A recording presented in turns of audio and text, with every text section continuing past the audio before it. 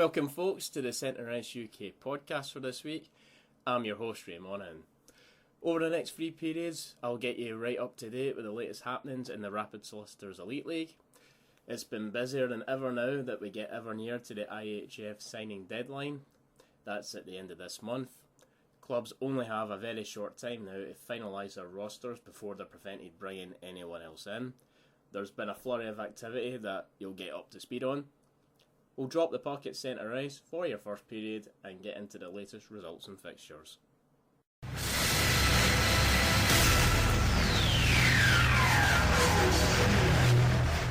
Last week's results, starting from Thursday night, one match, and it was the Cardiff Devils picking up a big 8-4 win against the Nottingham Panthers at the Big Blue Tent. Friday, again, just a one match, the Braehead clan overcome the Fife Flyers by 4-2.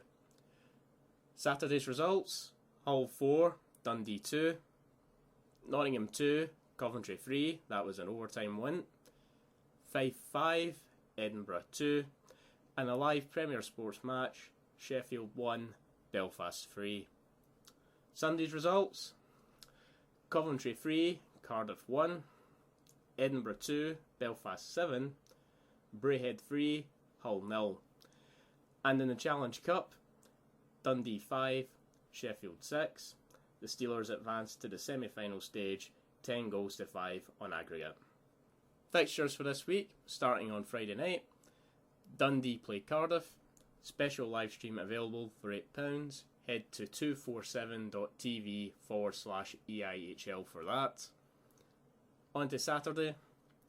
Hull v Coventry, Braehead v Belfast, Sheffield v Nottingham, Fife v Cardiff, and live on Premier Sports, Dundee v Edinburgh. On to Sunday, Nottingham v Hull, Coventry v Sheffield, and Edinburgh versus Cardiff. That's you for all your results and fixtures. Now we'll sound the buzzer to end the first period. On to the second period now, and we'll get you up to date on the latest transaction news. Lots to inform you about here since the last podcast. Forward Greg Jakena joined the Nottingham Panthers from Rosenborg. D-man Dylan Quayle makes the move to Dundee from the Brampton Beast. Goalie Camille Kozawiski signs up for the Cardiff Devils. Defender Mario Larocque joins the Braehead clan. Winger Yaroslav Seski moves to Cardiff from Manchester Phoenix.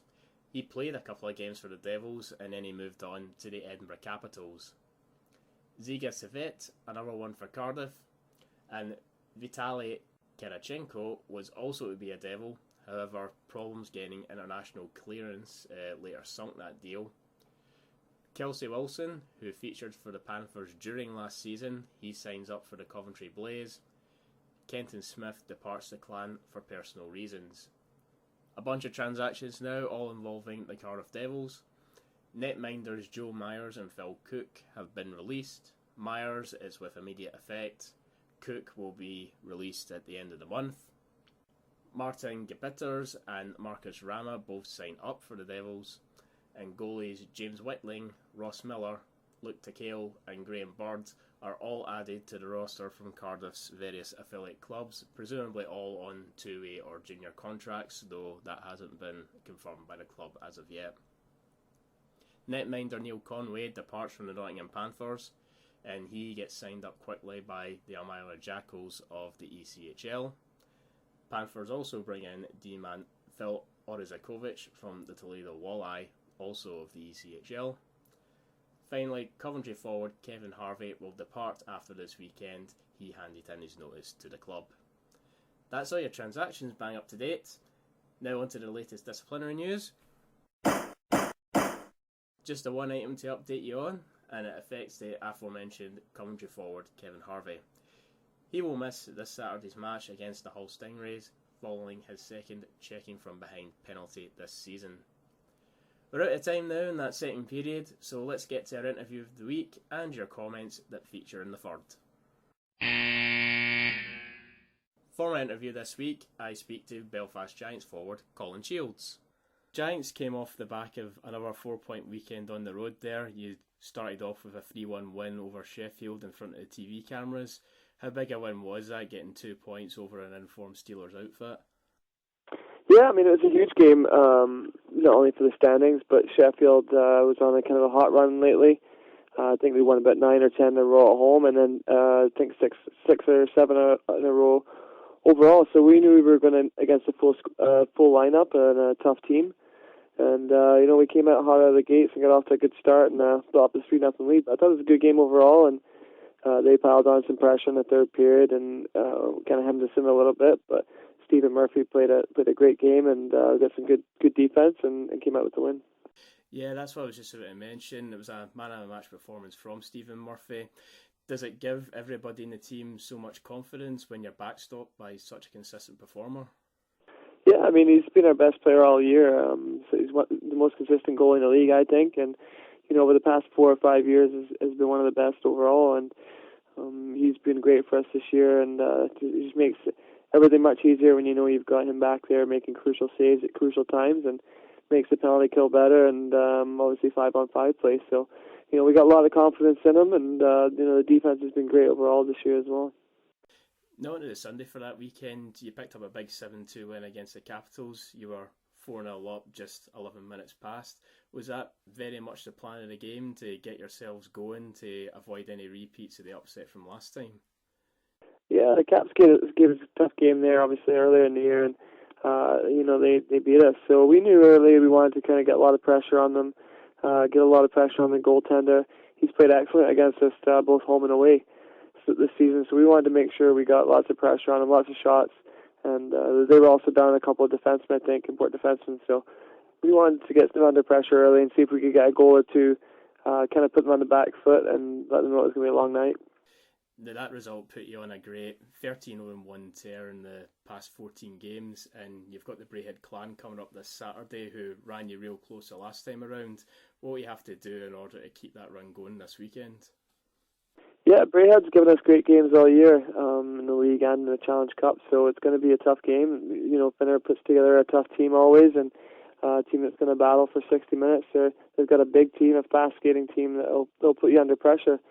So we're going to have to make sure we kind of stick to our game plan, play a squeaky clean road game, and keep things simple and just kind of not panic too much because, there's going to be times where they're under pressure, put us under pressure, and just got to stay strong and keep things simple, and hopefully we'll get the result. The way the fixtures have worked out is actually both teams only fixture the weekend. Do you think both will put that little bit extra into it? Yeah, I mean, it's always hard when you have the 2-game weekend to not look to the Sunday, or if you have a bigger fixture in the second game. But with only one game this weekend, we kind of put all your eggs in one basket and definitely just focus on it. And anytime you have one game and if you don't win it, it kind of leaves a sour taste in your mouth till the next weekend. So I think both teams will be battling extra hard, and I know they've had a little bit of a slip in form lately. But they're a great team, and they're obviously been having a great season for the right reasons. And, they'll be looking to get back on track, and we'll be looking to get the points to kind of maintain where we are. Now, the Giants head coach, Paul Adey, he joined the team this summer, returning to the British game after coaching for a number of years in mainland Europe. What sort of dynamic has he offered with that kind of experience under his belt? Yeah, I mean, he's a pretty kind of relaxed coach. He's put sets a game plan out for us. He knows we have an older team, so he kind of lets guys kind of just go out there and do their thing, but at the same time puts together a good game plan, solid game plan.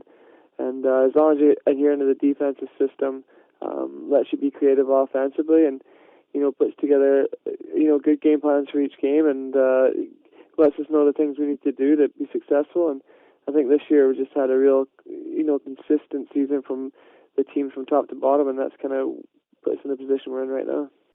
Yeah, that's what I was actually about to mention. Watching the Giants a number of times this season, it doesn't seem to be you're sort of dependent on the one liner or one player to get goals or make those game-changing moments. It seems to be you're getting performances from everybody throughout the entire team. Yeah, definitely, exactly right. I mean, I think when you have one line that's scoring, or you maybe just 4 or 5 guys that are chipping in, it's hard to win on a consistent basis, because if those guys aren't scoring on a nightly basis, then it makes it hard to win games. And I think this year, if you look across the board, we've had consistency from all three of our lines. Even at our so-called third line, has been chipping in some big goals at key times. So, I mean, I think that's kind of been the key. A different night, every night it's a different guy that's stepping up. And, obviously, Surratt and Suez are up in the 20 goals, mark now, and they've had some huge goals for us. But I think over the whole course of the season, everybody's kind of had their opportunity, and everyone stepped up. And look at Craig Peacock came back in the lineup, and he maybe hasn't been getting as much ice time as he had hoped, but he's definitely scored some huge goals for us, and I'm pretty confident he's going to continue to do that down the stretch and score some big goals for us. I can guarantee that. We'll touch on a couple of off-ice matters before we finish up.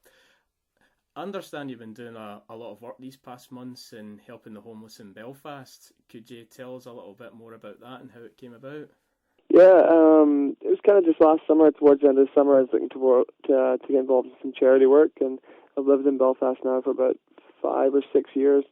So I kind of wanted to get involved, and I just contacted this homeless charity, the Welcome Organization, in Belfast, and they provide shelter and food and clothing, etc., for homeless people in Belfast, and they serve up to about 100 people a day that don't have homes or shelters with clothing and food, and contacted them and did a little bit of work with them, some volunteering, and then we came up with the idea where we could have a clothing donation game where fans could bring items of clothing, sleeping bags, underwear, socks, all different things, and donate it to the Welcome Organization, and then they would distribute that to people that needed it, especially around the Christmas period when the weather's getting a bit colder and people maybe don't have as much family or money as the rest of us. So yeah, it was good. It was an opportunity for some of the other guys to get involved too, and it was great for the Giants to jump on board and help out with it, and it was a great success. I understand the clothing drive was that successful. You actually had to spread it over 2 home games instead of the 1. Is that right? Yeah, I mean, it kind of actually took off even further than that. I mean, there was so much stuff. They were making multiple trips on both nights, and then there was even people probably who maybe aren't really into social media or aren't on the internet as much, and those people didn't really know about it, and then those people actually took the clothing up to the Welcome Organization on their own. So there was actually tons of stuff that people actually took up on their own, which was great to see that initiative. And I know they had bags and bags and bags of stuff that they had to sort through, and hopefully that'll last them for a while, and then we can hopefully do the same thing again next year. Now, for any of our listeners that happen to be based in or around Belfast and maybe like to help out, where can they go to find out some more information? Yeah, if you just go to their website, I think it's welcomeorganizationmaybe.org, and then or just Google it, and there's things on there where you can drop off clothes or food, or if you want to give some money to, I'm sure they won't turn you away, or if you want to donate some time too. So their doors are open, and it's a great opportunity to give back to people who have come upon hard times or have been kind of in trouble for a while. It's a good thing to give back, and sometimes I think as hockey players you kind of lose sight of that, and you're so involved in the games and the fans and things like that, you maybe don't get the opportunity to get involved in the community quite as much. Now, just on to the last topic before I let you go. You sparked a little debate on Twitter last week, and I'll just quote your tweet for any listeners that didn't catch it. If the AHL is a developmental league for the NHL, shouldn't the EPL be the same for the Elite League? A better bridge is needed. So, safe to say you believe that both bodies should be maybe doing more there? Yeah, I mean, it's hard to say what the correct thing to do is, because it's pretty. I don't think it's needed to be said that the financial situation of the hockey in the UK is completely different from North America. But I think there has to be some kind of partnership where that league is more of a developmental league, or teams have, whether it's 2 players, 5 players, 7 players, for each team, which are affiliated somewhat with the Elite League, and whether obviously there's a million different things that we need to get sorted out, whether it's salaries are split between the EPL teams and the EIHL teams, and then they can develop the players there, where the players are full-time and they train full-time, and then also can get the opportunity to train with the Elite League team, and kind of just things like that where there is kind of communication between both, whereas you've got teams in this league which in the same city which aren't even on the same wavelength and aren't even talking to the teams, never mind calling players up. So I think there definitely has to be some room for improvement and an opportunity where players can get ice time down there, develop their skills, develop their strengths, possibly like go to college, do community courses, things like that, and then get the opportunity to move up at a certain level. I know there's a lot of players that have came up through the EPL, in the years, Robert Dowd, Craig Peacock, Ben Davis, players such as that, but there should be a lot more. And I think if there was an open, line of communication and an affiliation with the two clubs, I think it would be a lot better. I know people are worried about, I had quite a few responses, people saying, well, we don't want our team to be in last place because we're developing all these players, but I think that's kind of extreme. I don't think you'd have a team where your whole squad in the EPL was 20 developmental players. I think that's kind of unrealistic. I mean, you'd only be talking maybe 4 or 5 players per team, which are affiliated with elite league teams and something kind of along those lines. So then they could fill their roster with the other players. I think it's just a matter of where you can make those players full-time employees or full-time hockey players, and give them a chance to be trained properly, to do the off-ice workouts that are required to take care of themselves, where they're also supported financially enough where they're not worrying about having to, work, 40 hours a week doing another job, where you get a 17, 18-year-old kid who can focus on hockey and focus on his training and maybe do a little bit of education courses on the side as well. Yeah, as you mentioned, it is a very complicated topic and even a polarising one that any sort of two folk can spend hours talking about it. You've got a unique perspective in that as a teenager you actually went to North America in junior for a couple of years and actually even got drafted in 2000 by the Flyers. Was it just a personal choice for you to go to North America, or was it based on advice given to fulfill your potential better? Yeah, I mean, it was a family choice. It was something because my dad was involved in hockey at Paisley back then and had some imports on the team. And they kind of said if you wanted to kind of develop further, it was a good idea to get over there early. I went when I was 14, just starting out of high school. So I think for myself back then, it was important to get over there because, I mean, the standard in the UK has grown since then.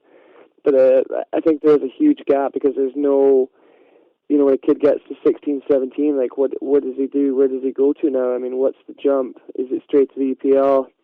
Is it straight to an elite league team to sit on the bench? And if he goes to that EPL team, is he getting the ice time, the development, the training that's necessary to take him to that next level? So I think if there was, like I said, some kind of affiliation, some kind of two-way contract type thing, I know there's a few players in the leagues that are on those now, but I think if we kind of increase that, then I think there'd be a greater opportunity for, like I said, bridging that gap and developing those players more, where there's an opportunity for them to get ice time, but at the same time, learn the game at the pro level and see what it takes to be a pro and possibly make a career out of things. Because, when the kids are younger, when they're 13, 14, 12 years old, that's what they're thinking. They want to be, possibly play in NHL or the elite league. And I think that's one of the keys is kind of bridging that gap, because that's a big difference when you take a 16, 17-year-old kid and put him in a game with a bunch of men. So that can be a big difference.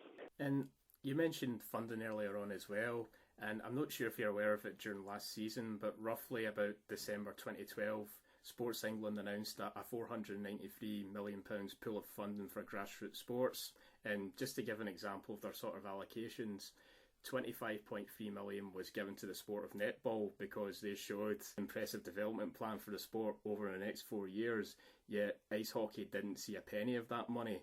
So is there anything you as a sort of senior member of the British national team and your other guys in the team as well, are they able to feed that back maybe up the chain to say, we need a plan in place so the sport can qualify for this kind of funding?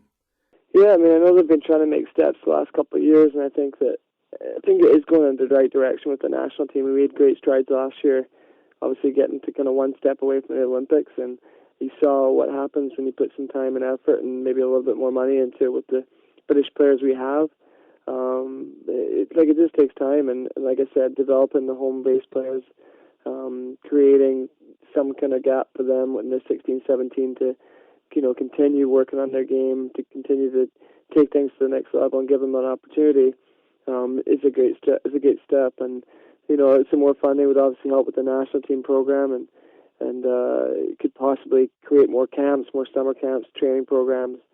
The list could go on. So I mean, it's one of those things where everyone's keen to get things moving. It's just kind of where do you start and and who do you go to? So, but it was one of those things where I'm sure the other senior guys in the team would be more than willing to help out, and I think it's just a matter of time where if we continue to build things, that you'll see us get to the next level. Yeah, that's a little bit out of our pay grade, I'm sure, but I'm sure, like I said, I'm sure there's people kind of working on it, and I hope there is, and it's just a matter of even just senior players on the team or in the country, just kind of showing the younger players, that there is opportunity, there is an opportunity to make a career of things, and just to kind of put in the time and stick with it, because it's a great game and it's a great thing to be able to play hockey for a living and make a career out of it. Right, well, Colin, I just want to thank you again for being a guest on the podcast and for giving your thoughts and insights. I'll just wish you the best of luck this weekend and hopefully get to talk to you again soon. Thanks very much, appreciate it. Many thanks to Colin for a great chat there, and also to the Belfast Giants organisation for allowing me to speak to him. Don't forget that the EIHL playoff weekend tickets go on sale this coming Monday, the 27th of January. I'll leave you a link with all the details on the website. As I put out on Twitter during the week, the EIHL held its latest board meeting. I put out the question that if you were in charge, what would you set the agenda as? And a couple of themes certainly stood out.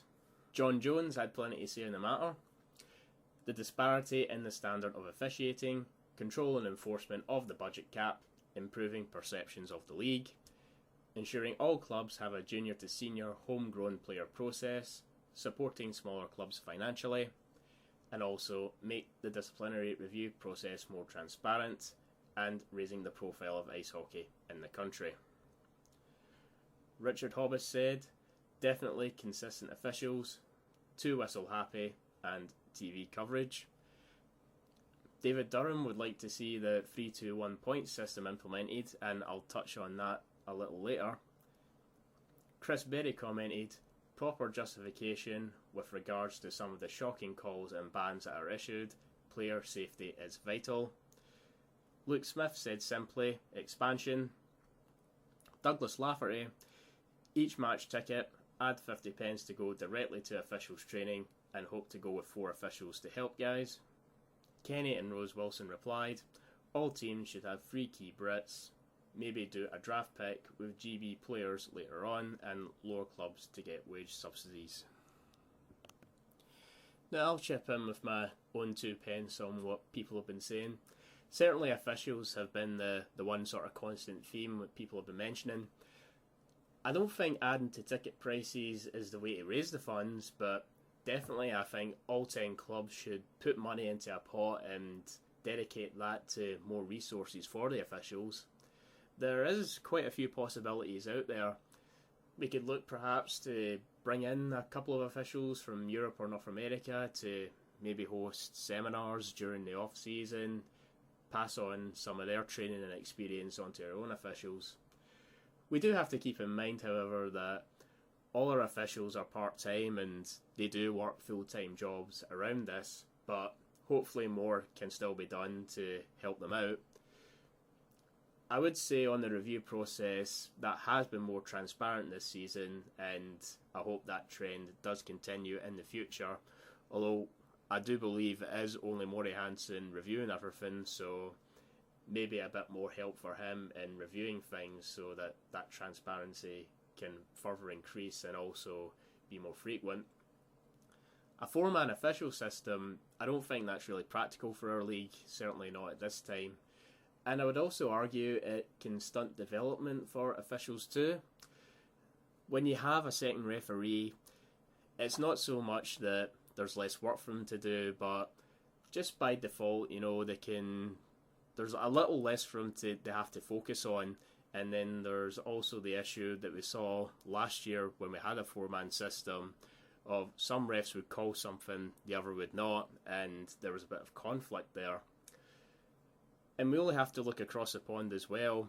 The ECHL, which by and large is a relatively comparable league to standard at least, they stick with a three-man system for their regular season, and what I would do is perhaps take a page out of their book and do a little variation on it.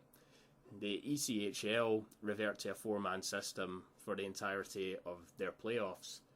So I would say that for the Challenge Cup semi-final onwards and the entire playoff weekend, perhaps the IHL should look to implement a four-man system for that instead. And that way, they're the most key games of the season. Get the extra eyes on the ice and make sure we get the calls right. I think it is definitely something to look at in a limited deployment fashion. On supporting smaller clubs financially, I agree with this to a point. There would have to be strings attached for it to work, I think, mainly to ensure those clubs getting their finances topped up use that extra money to expand their own potential to make more money themselves. That way the incentive for all the clubs to generate their money and further generate more, it doesn't disappear. On expansion for the league, definitely something for the medium to long future for the IHL, though I would say we need to get the current clubs more up to speed and prospering better before we add more to the fold. On the 3-2-1 point system, I know some European leagues and the IIHF use this, but ultimately I don't think that's the answer. I'll give you an example of what I think is wrong with the point system. The Hull Stingrays and Braehead Clan played in a sort of mini-series against one another. They encountered one another 3 times in 8 days. Hull picked up a regulation and shootout win, where Braehead also got their own regulation win. Now, despite Hull winning 2 of those 3 games, the Clan were only 1 point worse off. Even if you applied the 3-2-1 system to that, all that would do is add a point apiece. So Hull would end up with 5 points and the Clan with 4. So either point system in that implementation doesn't fully reward teams getting the win. My own sort of proposal on what to do with the point system is just a few changes to what we already currently have. I would look to change the overtime period to 3-on-3 hockey, and should any penalties happen to get called, since you can't have a power play, I would just make that called player unavailable for the remainder of the overtime period and also the shootout, regardless of it being a minor penalty or not. And award the 2 points for the regulation or OT win and give a point to the team losing in OT, but award only 1 point for a shootout win and no points for the losing team in the shootout. I think that would really balance out the need to better reward teams to win in regulation time, and also for when games do go to overtime, it adds a ton of intensity and excitement for the fans, and it gives both teams an incentives to chase the win and avoid the shootout. Certainly, at least I think so anyway, but you can let me know your comments on any of that. And thanks to everyone that tweeted back with all their thoughts. I'll get those retweeted out after the podcast is released. And that's it for another week. I want to thank you all for listening as always. Any links to provide you with more information will be on the Centre Ice UK website. If you have any comments to make, usual email comments@centreiceuk.com, or you can tweet, that's @CentreIceUK, or you can stick a comment on the latest Facebook post, that's at facebook.com/CentreIceUK. Enjoy your hockey this week, and I'll catch you again next week.